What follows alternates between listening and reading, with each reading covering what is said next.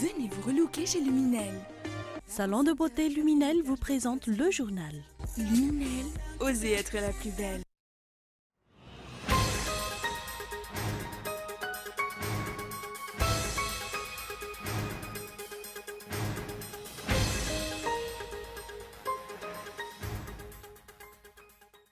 Adzu Ndjene Narvé, le président du parti Madagascar Amieng, était l'invité de notre consoeur Sarah Teto dans l'émission Cap Océan Indien hier.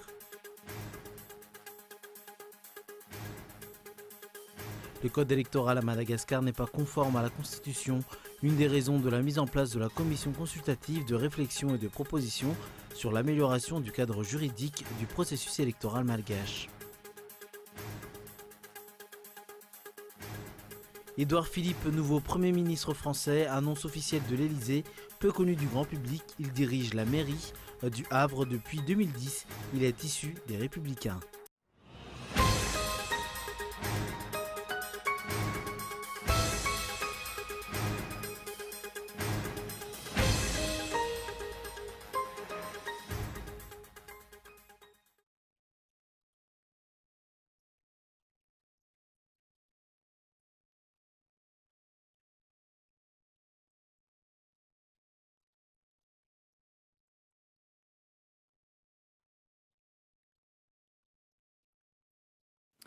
Bienvenue dans cette nouvelle édition de l'information sur Cool TV. Dans l'actualité aujourd'hui à Madagascar, Adzu Ndjene Narvé, le président du parti Madagascar Amieng, était l'invité de notre consoeur Sarah Teto dans l'émission Cap Océan Indien hier. Le statut de l'opposition, les pressions du président de l'Assemblée nationale sur les députés MMM, la corruption ainsi que la gestion des deniers publics ont été évoqués sans détour. Voici l'intégralité de l'interview. Adzu Ndjene Narvé, bonjour. Bonjour. Vous avez été vice-premier ministre en charge du développement et de l'aménagement du territoire sous le régime de transition. Vous êtes présenté à la présidentielle de 2013 et êtes arrivé en 3e position sous la bannière de votre parti, le MMM, le Malagasy Amieng. Aujourd'hui, vous êtes toujours le président national de ce groupe parlementaire qui regroupe actuellement 15 députés à l'Assemblée nationale. En octobre dernier, lors du congrès de votre parti, vous avez déclaré vouloir devenir le chef de file de l'opposition officielle à l'Assemblée nationale. Une demande qui a été étudiée puis refusée par la Haute Cour constitutionnelle malgache en janvier 2017 au motif d'un vide juridique dans la loi qui ne permettrait pas, dans l'état actuel des choses, de désigner un candidat de l'opposition officielle. Où en est-on aujourd'hui de cette demande ? C'est au point mort. Contrairement à l'avis de la Haute Cour constitutionnelle qui demandait de manière expresse de statuer sur l'affaire, jusqu'à aujourd'hui, le gouvernement n'a toujours pas pris les dispositions nécessaires pour qu'on puisse nommer le chef de l'opposition officielle dans le pays conformément à la Constitution. Admettons que prochainement vous soyez désigné officiellement comme le chef de file de l'opposition. Quel rôle concret souhaitez-vous jouer ? Notre combat aujourd'hui, c'est que à la sortie de la crise, on nous avait dit il faut retourner à l'ordre constitutionnel. Ce n'est pas le cas. La Haute Cour de justice n'est pas encore mise en place. Le Conseil économique et spécial n'est pas en place. L'opposition n'a pas droit de citer. Donc vous voyez, c'est d'abord tout ça qu'on voudrait débattre avec le gouvernement. Le dernier problème, c'est la décentralisation qui est au point mort. Aujourd'hui, toutes les communes n'ont pas reçu leurs subventions et si elles ont été reçues, la plupart du temps, et comme on l'a vu dernièrement, sont détournées. Pour nous, il est impossible de penser à un réel développement à Madagascar si déjà, dans les collectivités de base, l'administration ne fonctionne plus. La situation aujourd'hui m'inquiète et m'interpelle parce que l'administration ne fonctionne pas comme elle doit l'être. Surtout à la veille d'une élection cruciale comme l'élection présidentielle. L'opposition existe à Madagascar, il y a le MAPAR, il y a le TIM, mais c'est quoi le problème ? C'est qu'aujourd'hui ça manque d'organisation et ça serait le rôle d'un chef d'opposition officiel ? Tout le monde se dit opposant à Madagascar, mais ceux qui se disent de l'opposition, nous leur demandons de respecter les dispositions légales. Donc là, vous visez directement l'ex-président Marc Ravalomanana qui a annoncé la semaine dernière qu'il souhaitait faire de son parti, donc le TIM, le parti officiel de l'opposition à la Chambre basse. C'est une mauvaise concurrence pour vous ? Non, il n'y a pas de concurrence dans l'opposition. On peut être opposant, mais ne pas partager le même programme. Mais ce qui nous importe, c'est C'est une opposition officielle, reconnue par la Constitution, pour que le débat démocratique puisse avoir lieu à l'Assemblée nationale. Justement, la première session ordinaire de l'année vient d'être ouverte. Qu'est-ce que vous attendez de cette session? Pour le moment, pas grand-chose parce que notre groupe parlementaire subit beaucoup de pression de la part du président de l'Assemblée nationale pour que nos députés quittent l'opposition. Sinon, ils ne seront plus assurés sanitairement. L'éthique politique et le fiavana malagas est complètement bafoué. Donc vous êtes extrêmement critique, on l'entend, à l'égard du gouvernement actuel et du président. Cette semaine, votre parti a publié une lettre ouverte signée de votre main à l'attention de la communauté internationale. Dans ce communiqué, vous mettez en garde la communauté internationale sur la manière dont la situation est en train de tourner dans le pays, c'est ce que vous nous dites. Vous lui demandez de prendre plus clairement position face au régime actuel, qu'elle condamne plus fermement la corruption, les abus de pouvoir, les détournements de deniers publics. Pourquoi cette lettre? Pourquoi maintenant? Pourquoi maintenant? Parce que si auparavant on avait ouï dire que l'argent de l'État a été détourné, aujourd'hui nous avons la preuve que l'argent de l'État est vraiment détourné parce qu'une conseillère du président a été arrêtée par le bureau indépendant contre la corruption. Donc nous tenons à exprimer notre inquiétude à nos partenaires étrangers. Les prêts que vous nous donnez, s'ils sont détournés, jamais Madagascar ne sortira de la pauvreté. Ça veut dire que vous incitez la communauté internationale à ne plus octroyer de prêts? On incite la communauté internationale à faire très attention sur les prêts qu'ils octroient à Madagascar, surtout l'aide budgétaire, parce que comme vous le savez, l'aide budgétaire, une fois que c'est rentré dans les caisses de l'État, la communauté internationale n'a plus de droit de regard. Nous ne voulons pas de deux poids, deux mesures.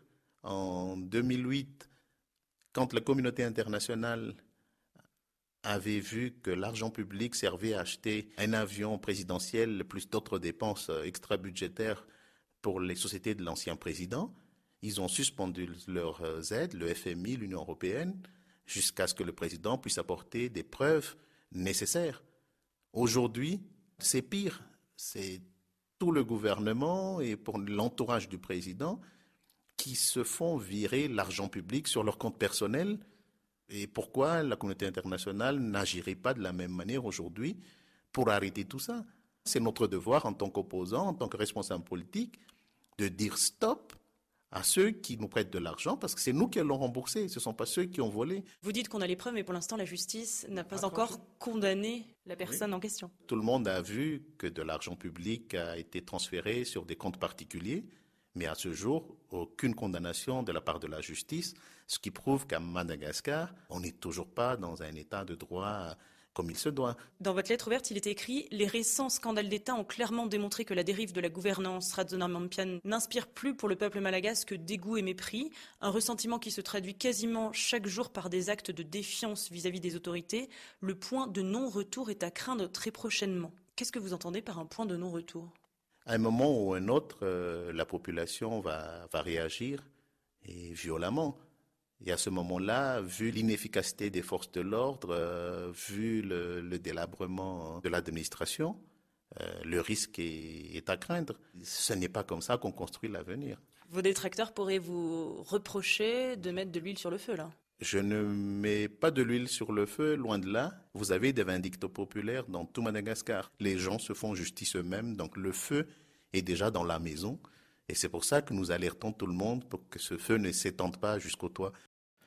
Le code électoral à Madagascar n'est pas conforme à la Constitution, une des raisons de la mise en place de la commission consultative de réflexion et de proposition sur l'amélioration du cadre juridique de processus électoral malgache. Les résolutions établies par cette commission seront présentées au Premier ministre le 12 juin prochain. C'est un reportage de Michel Aranardzon. La commission consultative de réflexion et de proposition sur l'amélioration du cadre juridique du processus électoral malgache est déjà opérationnelle. Cette commission a pour mission, d'une part, d'étudier les améliorations à apporter dans l'encadrement juridique du processus électoral malgache et, d'autre part, d'analyser et d'exploiter les études effectuées dans le domaine des élections. Plusieurs points dans le dit code électoral malgache sont à réviser. En fait, le problème, en un mot, c'est la confiance qui n'existe pas entre les gouvernants et les gouvernés. Et c'est ce qui se passe aujourd'hui. Le gouvernement ne fait aucun effort pour mettre en confiance ses gouvernés. On voit toute cette culture d'impunité, cette culture de mainmise sur les richesses et les ressources nationales qui sont là et qui ne sont pas prêts d'être réglées dans les brefs délais. Quand on pense à une commission consultative pour l'amélioration du code électoral, ce qui vient directement dans l'esprit, c'est l'élection présidentielle de 2018. Et là, au cas où nous en sommes aujourd'hui, le parti Malagas Miaramieng pense qu'il faut respecter la hiérarchie des normes, ne s'en tenir qu'à la Constitution. La Constitution détermine les dates, les modalités de réalisation de cette élection présidentielle. Après divers ateliers, les résolutions établies par cette commission seront présentées au Premier ministre le 12 juin prochain. Il y a donc une restitution le 12 juin prochain.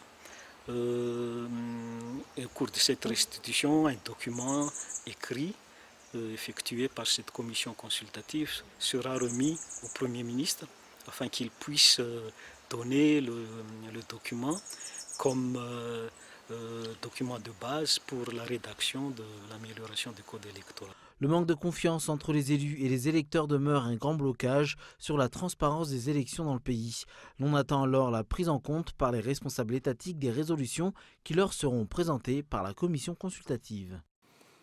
Sur un tout autre sujet, les travaux reprennent à l'arboretum d'Amatoubé, même si l'endroit a été scellé depuis le 18 avril dernier. Vu que l'entrée principale est scellée, les travailleurs font entrer les engins à une autre voie, celle de derrière. Est-ce que la société a obtenu un permis? Est-ce que le statut spécial de l'arboretum a été levé? Quoi qu'il en soit, le ministre d'État chargé des projets présidentiels et de l'aménagement du territoire a déjà affirmé que l'arboretum est un espace et le reste. L'on verra si ces mots tiennent toujours. L'on suivra de près cette situation. Ce référent au PIB par habitant récemment publié par le FMI, Madagascar est classé 5e pays le plus pauvre en Afrique. D'après un économiste, il y a moins de production de richesses, les investissements sont en chute à cause de l'insécurité. Le secteur éducatif joue également un rôle important dans la création de richesses. C'est un reportage de Faizo Rafale. Selon un classement relayé par le site CNews, Madagascar se trouve à la 5e place des pays les plus pauvres en Afrique. Ce classement s'est basé sur les récentes données fournies par le Fonds monétaire international. Selon le FMI, le PIB du pays est d'environ 9,5 milliards de dollars, soit près de 30 000 milliards d'ariars, tandis que le PIB par habitant est de 382,2 dollars, soit près de 1 200 000 ariars. Ce qui explique que 92% des Malgaches vivent sous le seuil de la pauvreté. Selon l'économiste Roudzrazaf Njalamb, l'insécurité présente sous toutes ses formes constitue un obstacle pour les investisseurs, expliquant la chute de la production de richesses dans le pays. Un secteur que les dirigeants devraient y remédier en prenant des mesures adéquates.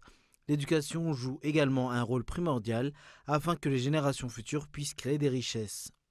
Il faut renforcer d'abord la sécurité ici à Madagascar. Il ne faut pas oublier aussi que 75% des Malgaches sont au maximum au niveau primaire. Donc, avec ce niveau-là, on ne peut pas penser le développement ici à Madagascar, on ne peut pas penser la création de la richesse à Madagascar.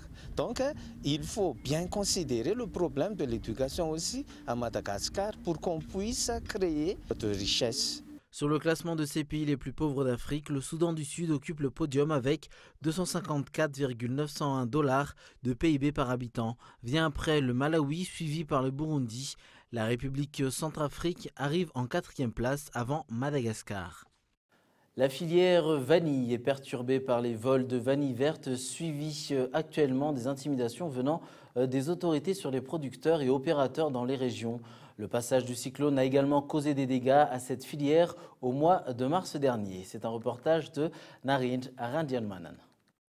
L'insécurité grandissante dans le pays affecte la filière vanille dans la Grande Île.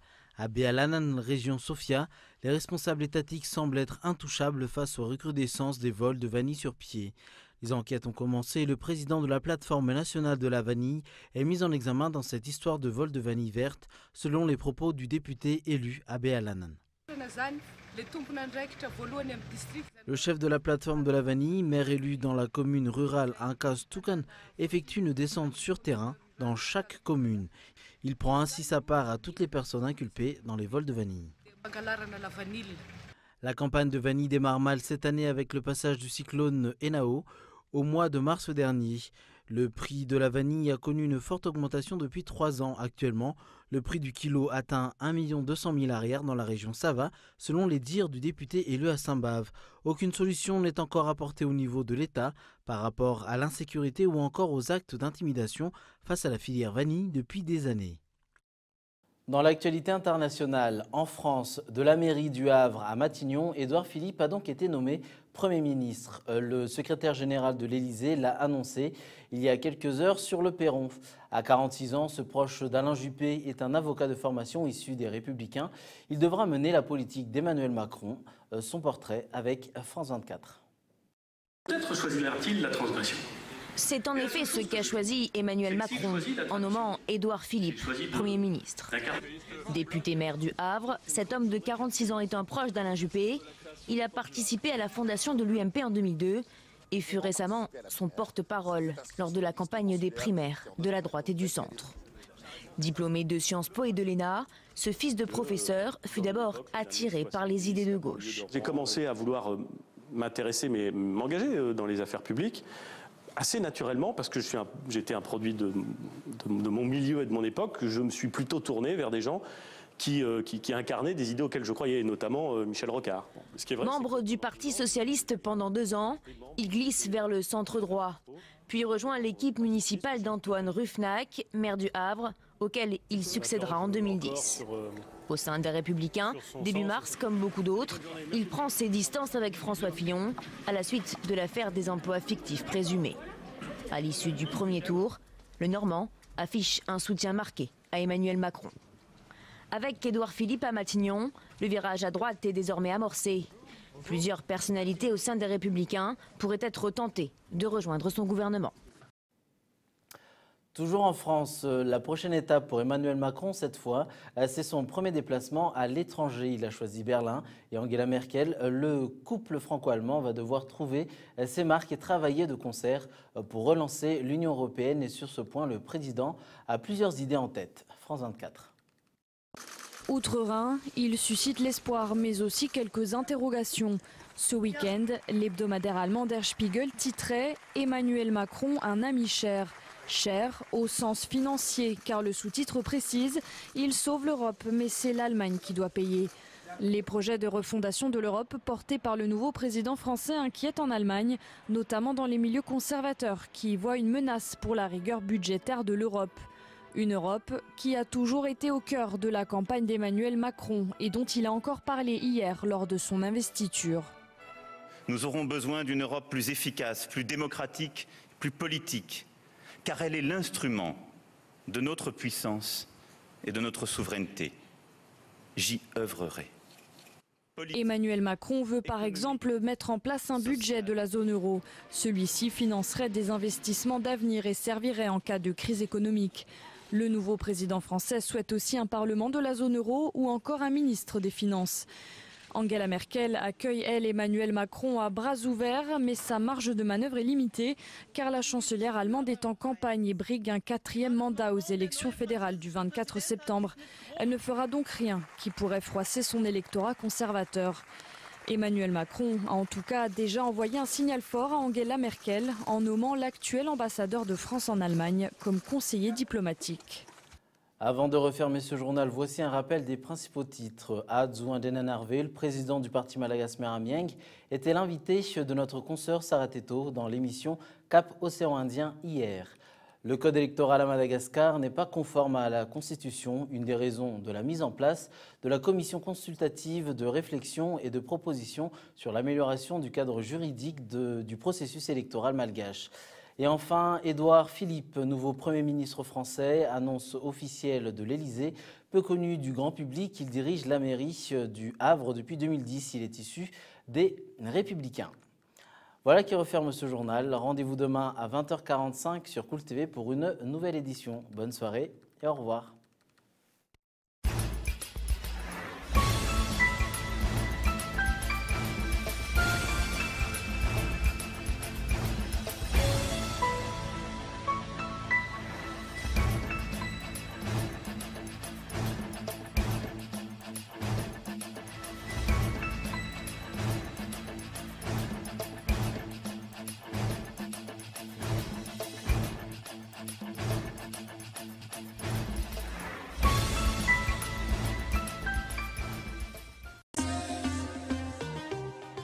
Venez vous relooker chez Luminel. Le journal vous a été présenté par Salon de beauté Luminel. Luminel, osez être la plus belle.